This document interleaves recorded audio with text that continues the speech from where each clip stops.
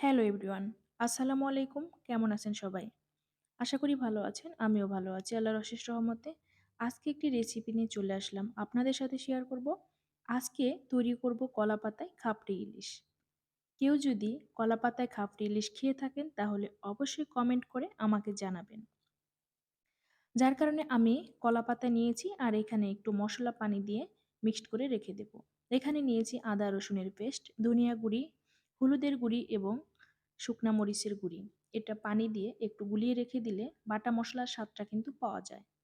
এখন এই ইলিশটা আমি টুকরো টুকরো করে কেটে নেব।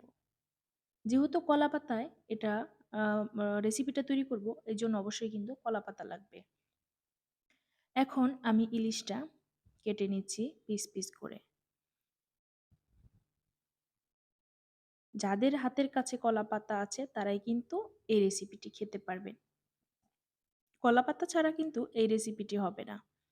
যাই হোক, এইদিকে ইলিশ কাটা শেষ। এখন আমি সুন্দর করে ধুয়ে মাছের পানিটা ঝরিয়ে নিয়েছি।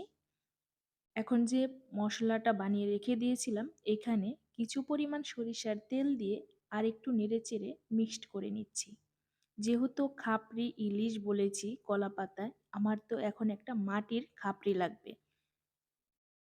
একেকজনে একেক নামে বলে থাকে। আমি বললাম মাটির একটা খাপড়ি। যাই হোক, এইখানে কলাপাতা সুন্দর করে সাইজ করে নিয়েছি। সাইজ করে কেটে ধুয়ে পানি জড়িয়ে নিয়েছি। এখন সরিষার তেল মেখে এখানে কিন্তু আমি মাছগুলি রাখবো। এইজন্য পরিমাণ মতো করে সরিষার তেল পাতায় মাখিয়ে নিলাম। এইদিকে মসলা যেটা আমি পেস্ট করে রেখে দিয়েছিলাম সেটা দিয়ে দিচ্ছি। এখন আমি মাছগুলি সুন্দর করে মশলার সাথে মাখিয়ে নেব। মাখানো ভালো হলে তাহলে খেতে কিন্তু ভালোও লাগবে।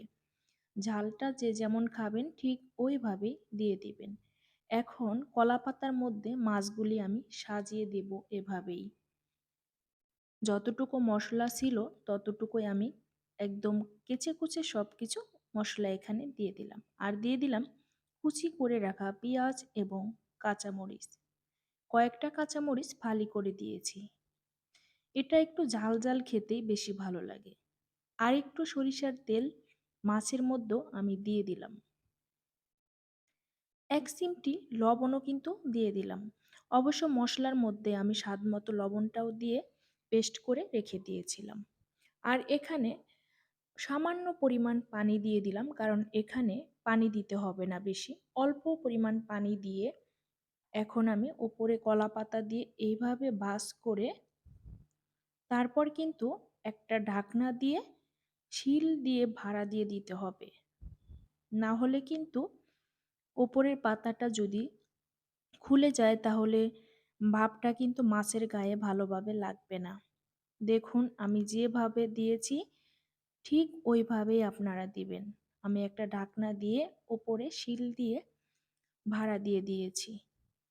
প্রথমে কিন্তু চুলার আঁচটা হাই হিটে ৩ মিনিটের মতো আমি রান্না করে নেব। তারপর মিডিয়াম টু লো হিটে ১৫ থেকে ২০ মিনিট রান্না করলেই রেডি। আমার কিন্তু খাপড়ি কলাপাতায় খাপড়ি ইলিশ কিন্তু হয়ে গেছে। দেখুন কত সুন্দর হয়েছে, সিদ্ধও হয়ে গেছে। ১৫ থেকে ২০ মিনিটের মধ্যে একদম রেডি হয়ে গেছে ইলিশ রান্না। এত সুন্দর একটা অ্যারোমা বের হয়েছে কি বলবো। আর খেতে অনেকটাই মজার ছিল।